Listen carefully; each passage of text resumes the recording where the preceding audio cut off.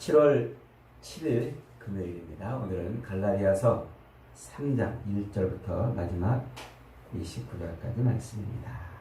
믿음의 표지가 무엇입니까? 라는 제목입니다. 믿음의 표지가 무엇입니까? 오늘 묵상한 이 3장 그리고 내일 다음 주 월요일에 묵상할 4장 이 내용이 엄청나게 방대해요. 우리가 짧게 읽었지만은 굉장히 방대한 양인데 이 방대한 양을 이 새벽 시간에 하는 저도 답답하고 이걸 또 듣고 있는 여러분들 참 답답하실 겁니다. 그러나 정신을 조금 집중해서 제가 아주 간단하게 요약을 하니까 잘 들어보시면 큰 유익이 있으리라 믿습니다. 지금 이 갈라디아 지역에 있는 교회들이 지금 여러 가지 문제로 시끄러워서 바울이 지금 편지를 보내는 거예요. 이 갈라디아 교회들은 바울이 1차 전도여행 때 가서 세운 교회들이에요. 그리고 이제 2차 전도여행 때도 한 바퀴 돌면서 믿음으로 잘 가르쳐 줬을 거예요. 그 믿음으로 십자가 복음으로 그들을 잘 양육하고 가르쳐 주고 그러고서 이제 3차 전도여행을 가는 도중에 에베소에 있는데 고린도 교회에서 난리가 났다는 소리를 들었잖아요. 그래가지고 고린도 전서 편지도 보내고 안 돼가지고 직접 가가지고 또 문전박대도 당하고 쫓겨오고 그래서 막 화가 나가지고 눈물로 편지를 써서 보내고 그 소식이 궁금해가지고 지금 저 마게도니아 그 편지를 가지고 갔던 디도가 오는 그 길목인 마게도니아 가가지고 지금 고린도 교회 소식을 기다리고 있는 거예요. 그러니까 바울은 아주 신경이 지금 날카로워져 있는 거죠. 막 고린도 교회가 지금 바르게 서지 못하니까. 그래서 막 날카로워진 그 신경을 쓰고 있는 그 상태인데 지금 또 어디 문제가 생겼어요?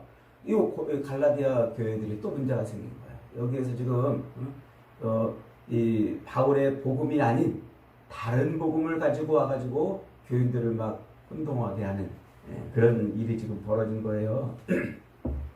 그러니까 그렇지 않아도 이 고린도 교회 문제로 지금 막 신경이 날카로워져 있는데 갈라디아 교회까지 문제가 생겼으니까 바울의 표현이 굉장히 거칠어요. 그래서 갈라디아서는 표현이 굉장히 거칠고 아주 말이 아주 그냥 강한 그런 표현들이 많이 등장하는 겁니다. 자, 1절 한번 봅시다. 1절 시작. 어리석도다 갈라디아 사람들아, 예수 그리스도께서 십자가에 못 박힌 것이 너희 눈앞에 밝게 보이거늘 누가 너희를 꾀더냐. 어리석도다 이런 표현을 쉽게 쓰기 어렵단 말이에요. 이게 지금 신경이 날카로운 상태이기 때문에 이렇게 표현을 쓰는 거예요. 그런데 그 어리석도다 이 말은 이제 예수님께서 부활하신 예수님께서 이 엠마오로 가는 그 두 제자가 있었잖아요. 그 엠마오로 가는 두 제자들이 길에서 예수님을 만났는데 예수님을 못 알아본 거예요.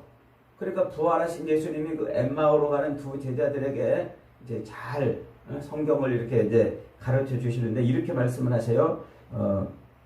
이르시되 미련하고 선지자들이 말한 모든 것을 마음에 더디는 자들이요.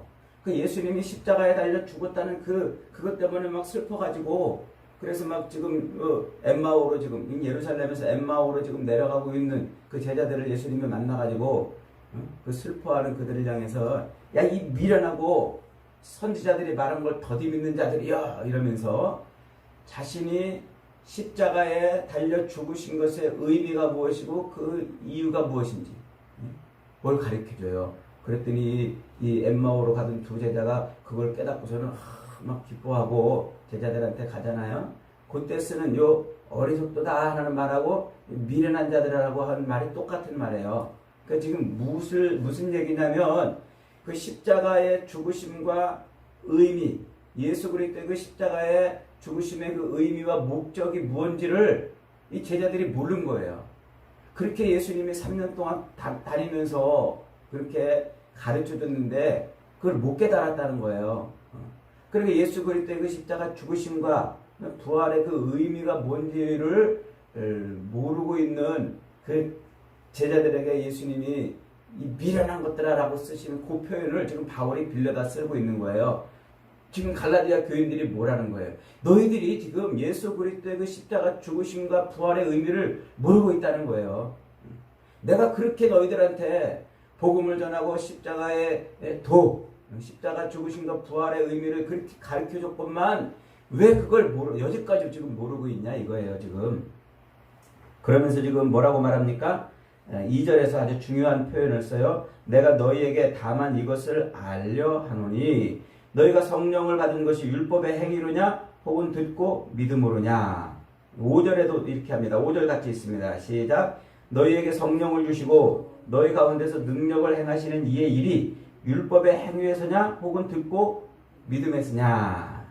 그러니까 지금 너희가 성령을 받았는데 그 성령을 받을 때 율법을 행함으로, 즉 할례를 받을 때 성령을 받았냐? 아니면 십자가에 달려 죽으신 예수를 너의 구주로 고백할 때 성령을 받았냐? 그걸 물어보는 거예요. 언제 성령을 받아요? 할례를 행할 때 받나요? 예수 그리스도, 십자가에 달려 죽으신 예수 그리스도를 아멘, 나의 구주로 믿을 때 그때 성령이 내 안에 들어오시잖아요. 이거 굉장히 중요한 표현이에요 지금. 우리가 이 표현을 이렇게 슬쩍 이렇게 넘길 수도 있는 그런 표현인데 이거 넘기면 안 되는 표현이에요. 그러니까 지금 이 갈라디아 사람들이, 예루살렘에서 온 어떤 사람들이 야 너 예수 믿어? 그러면 너 예수 믿는 표지를 보여줘봐. 그 표지가 뭔 줄 알아? 할례 행하는 거야 라고 하니까 전부 할례를 행한 거예요.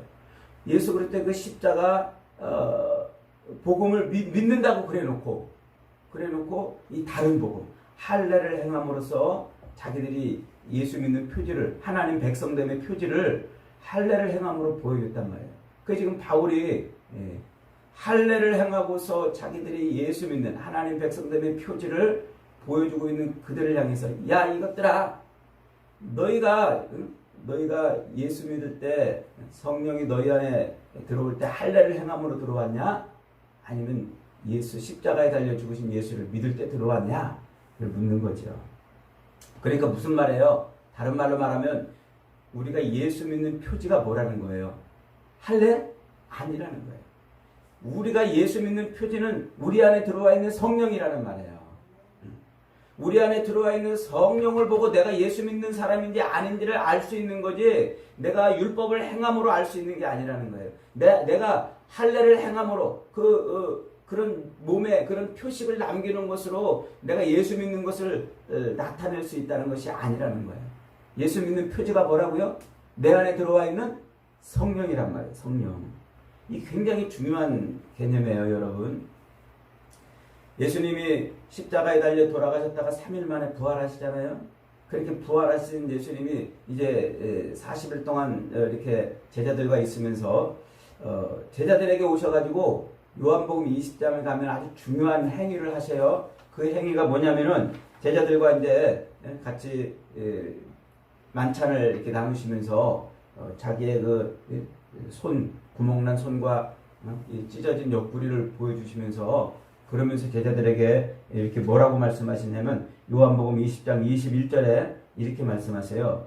예수께서 또 이르시되 너희에게 평강이 있을지어다. 아버지께서 나를 보내신 것 같이 나도 너희를 보내노라. 이 말씀을 하시고 그들을 향하여 숨을 내쉬며 이르시되 성령을 받아라. 이렇게 말씀하십니다. 그러니까 지금 부활하신 예수님이 자기 부활의 증거를 보여주고 제자들 앞에 가지고 뭐라고 말씀하시냐면 이제 너희들 나가가지고 내가 부활했다고 세상에 전하거라. 이렇게 전하거라. 이렇게 말씀하시면서, 그러면서 뭐 한다고요? 그 말씀을 마치시고 그들을 향해서 숨을 내쉬며 가라사대 성령을 받아라 그랬단 말이에요. 성령을 받아라. 그 예수님의 그 행동이, 부활하셔가지고 제자들과 만찬을 하시면서 하신 그 예수님의 그 행동이 뭐를 의미하는 거라고요? 이게 창세기 1장에서 하나님께서 인간을 창조하실 때 그 행위를 반복하는 행위란 말이에요. 창세기 2장 7절에 가면, 2장에 가면은 천지를 창조하시잖아요, 하나님이.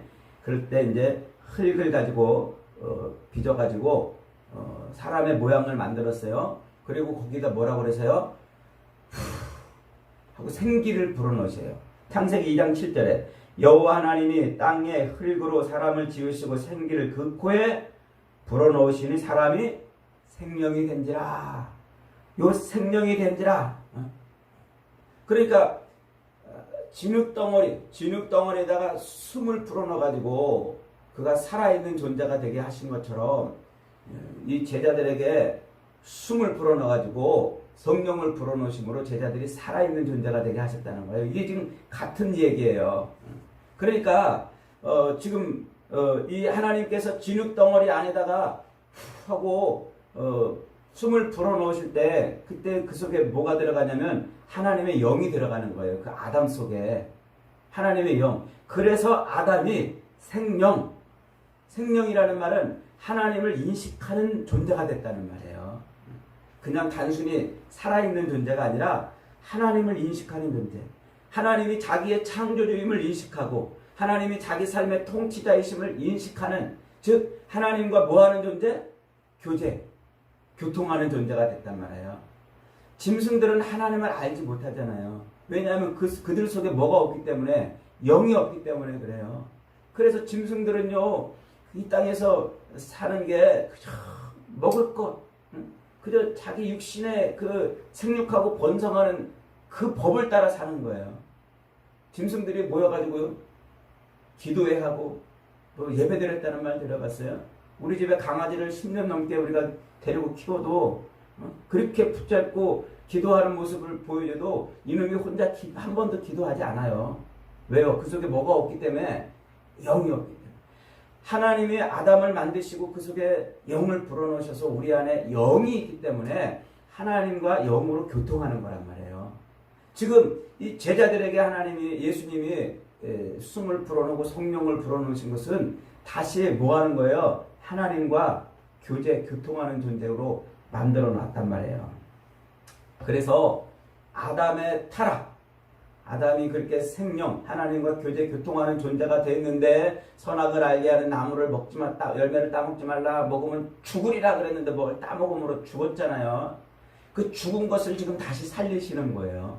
그래서 이 예수님이 오셔가지고 십자가에 달려 죽으셨다 부활하심으로 그걸 믿을 때, 그 예수님이 십자가에 달려 죽으셨다 부활하심, 그것이 나를 위한 것이라는 것을 믿을 때, 아멘하고 믿을 때 내 속에 뭐가 들어온단 말이에요?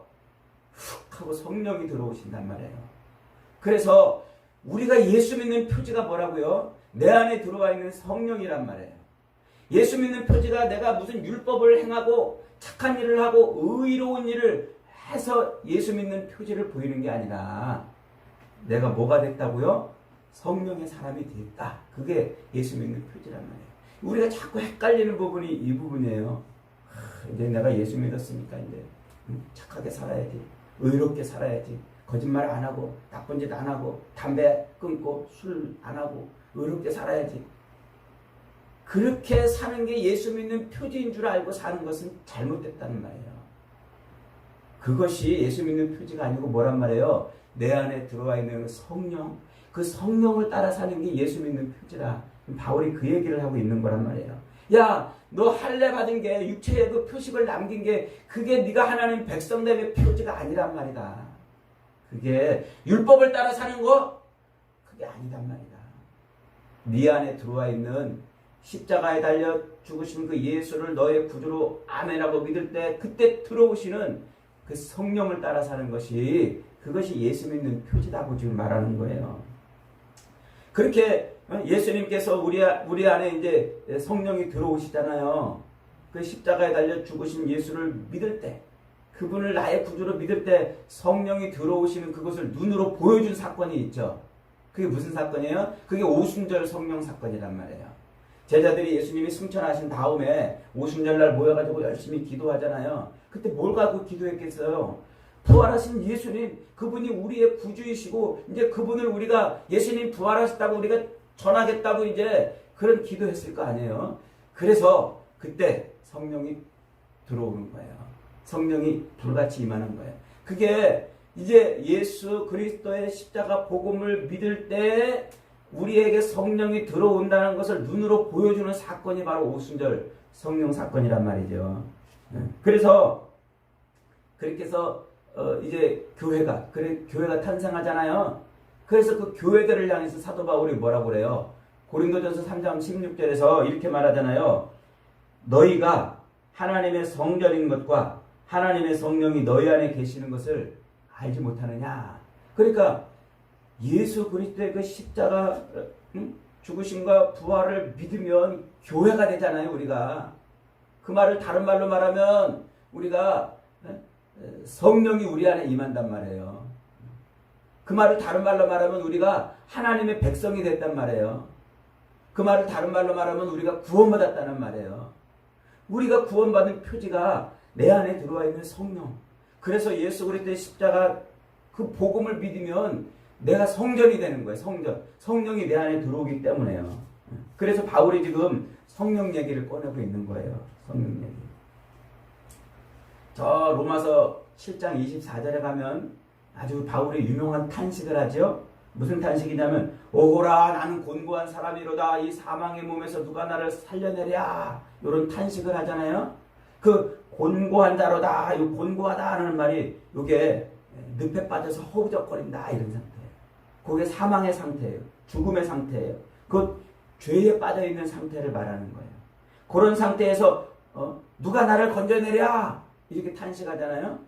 그러다가 그 탄식 끝에 바울이 로마서 8장 1절에서 뭐라고 말해요. 1절로 2절에 가면 그러므로 이제 그리스도 예수 안에 있는 자에게는 결코 정죄함이 없나니 이는 그리스도 예수 안에 있는 생명의 성령의 법이 죄와 사망의 법에서 너를 해방하였다. 너를 건졌다 이 말이에요.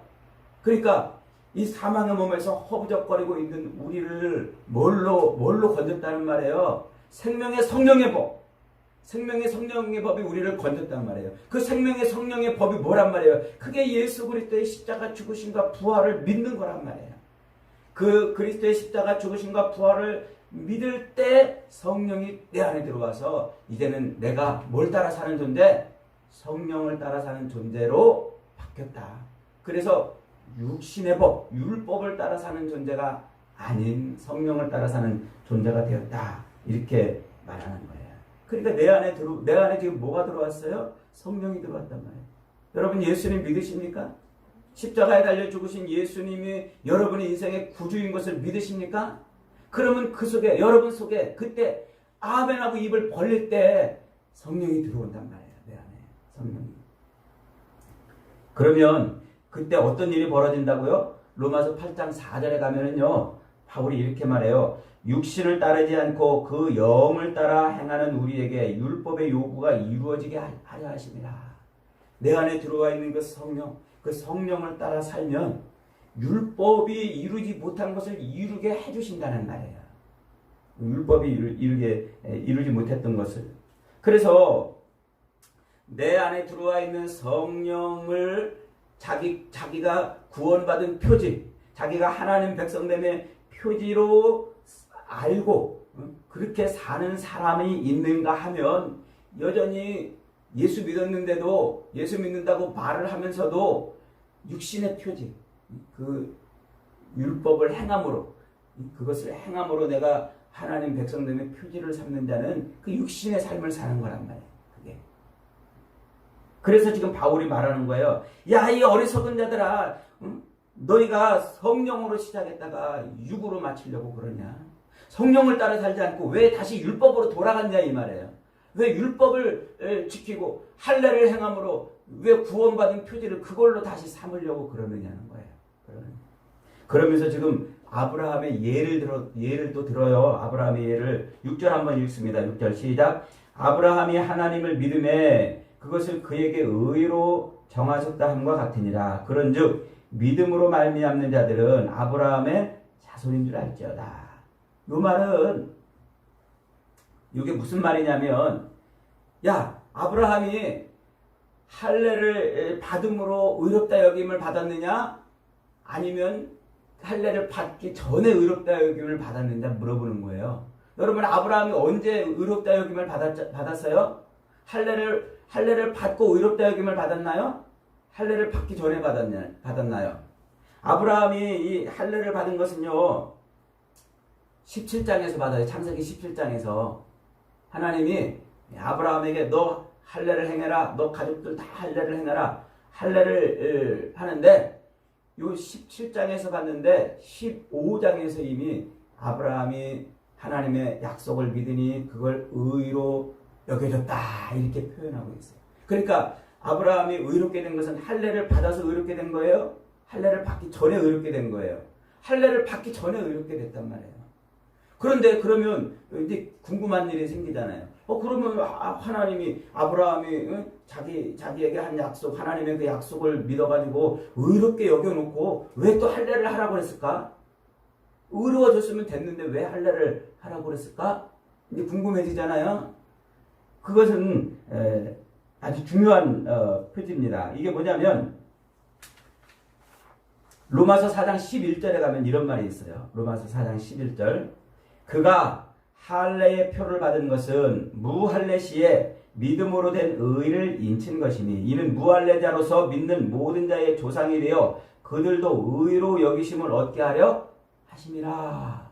이게 무슨 말이냐면 아브라함이 의로 여김을 받아놓고도 다시 할례를 받은 것은 할례 받지 않은 모든 사람들의 조상이 되게 하려 그런다 이 말이에요. 그러니까 이것은 다시 말하면 그가 의로 여기심을 얻은 그 모든 것을 인쳤다, 도장을 찍었다 이 말이에요. 근데 다시 말하면 하나님께서 아브라함에게 할례를 행하라고 그런 것은요, 아브라함이 하나님의 약속을 믿으니까 의로 여겨졌단 말이에요. 너 의롭다라고 여겨졌단 말이에요. 그 의롭다라고 여겨준 그것을 도장 찍어준 거란 말이에요.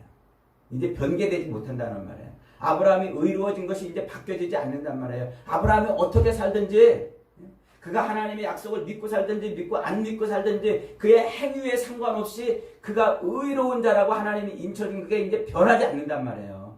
그러려고 하나님이 뭐 하라고 그랬다고요? 할례를 행하라고 그랬단 말이에요. 그러니까 그 할례 행함이 어떤 효력과 효능을 가지고 있는 것이 아니라 하나님께서 의롭다라고 여겨준 것의 확증이란 말이에요. 확증. 이제 아브라함이 어디를 가든지 무엇을 하든지 나 이제 하나님이 의롭게 여겨준 사람 됐다?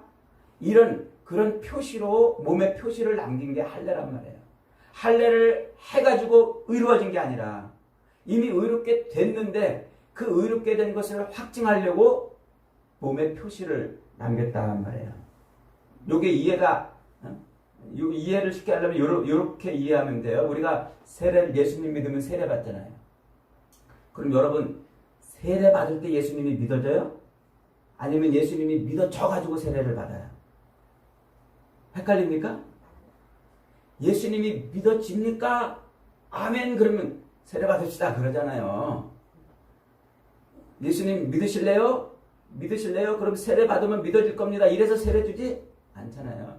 당신 예수님 믿어요? 그럼 아멘 그래. 그럼 우리 세례 받읍시다 이러잖아요. 그러니까 세례는 내가 예수님을 믿는다는 표지지 예수님을 믿을 수 있는 수단이 아니란 말이에요. 이게 이해가 되죠? 할례가 똑같은 거예요. 할례가 아브라함이 의로 여김을 받았다는 그 표지로 할례를 행하게 한 거지 할례를 통해서 그가 의롭게 여겨지는 것이 아니란 말이에요. 그런데 지금 몰래 들어온 그 유대인들이 갈라디아 교인들한테 뭐라고 그러는 거예요? 너 하나님 백성 되려면 할례 받아야 된다고 지금 거짓 복음을 하고 있다는 말이죠. 그래서 바울은 지금 뭐라고 말하고 있는 겁니까? 아브라함 이후로 태어나는 모든 사람들이 믿음으로 의롭게 되는 것을 확증하려고 그래서 하나님께서 아브라함을 의롭다 여겨주시고 할례를 행하게 했다 이 말이에요. 그래서 오늘 본문 7절 8절 이렇게 말해요. 같이 있습니다. 시작. 그런즉 믿음으로 말미암는 자들은 아브라함의 자손인 줄 알라. 9절. 그러므로 믿음으로 말미암는 자는 믿음이 있는 아브라함께 복을 받습니다.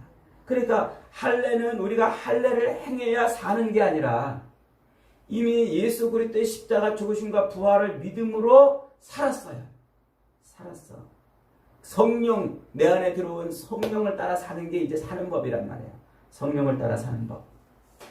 그래서 21절 이하에서 이렇게 말합니다. 21절 이하 시작. 만일 능히 살게 하는 율법을 주셨더라면 의가 반드시 율법으로 말미암았으리라. 그러나 성경이 모든 것을 죄 아래 가두었으니 이는 예수 그리스도를 믿음으로 말미암는 약속을 믿는 자들에게 주려 함이라. 믿음이 오기 전에 우리는 율법 아래 매인바 되고 계시될 믿음의 때까지 갇혔느니라. 이같이 율법이 우리를 그리스도께로 인도하는 초등교사가 되어 우리로 하여금 믿음으로 말미암아 의롭다함을 얻게 하려 하심이라.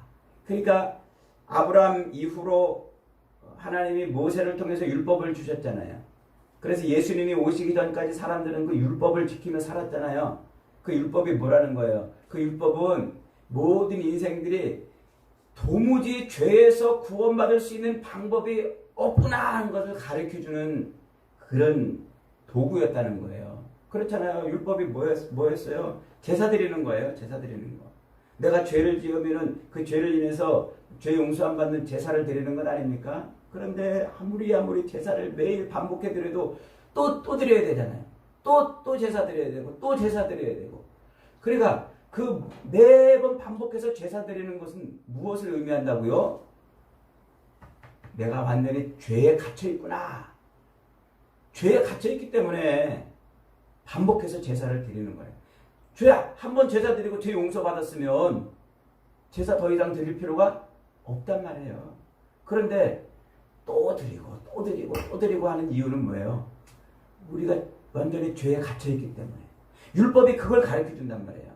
우리가 율법은 우리가 그렇게 모세 시대부터 지키던 그 모든 율법은 우리가 그 죄 아래 갇혀 있다는 것을, 그래서 이 죄에서 건진받을 수 있는 예수 그리스도를 가르쳐주는 선생이라는 거예요. 선생, 초등교사, 선생.